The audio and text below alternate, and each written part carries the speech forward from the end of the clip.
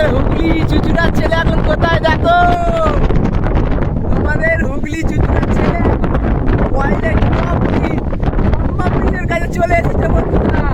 তো আমার আশীর্বাদ আর তোমাদের ভালোবাসাতে আমি এত চলে এসেছি।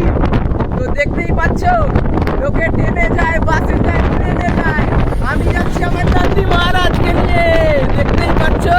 তো এবার আমি আগে থেকে এগিয়ে হচ্ছে রামেশ্বরম, 13 কিলোমিটার। তো দেখা যাক কতক্ষণে পৌঁছাতে পারি।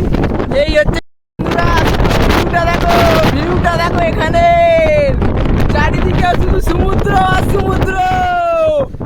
আর এই সমুদ্রের মাঝখানে তোমাদের এই চুচুড়ার ছেলে দাঁড়িয়ে আছে। এখন এইখান থেকে যাবে পুরো রামেশ্বরমের দিকে। আর এখানে বিশাল জোর হাওয়া দিচ্ছে। আর এই হচ্ছে একটা ওয়ার্ল্ডের টপ ব্রিজ, যেই ব্রিজটা তুমি দেখতে পাচ্ছ তোমাদের চোখের সামনে তুলে ধরেছি।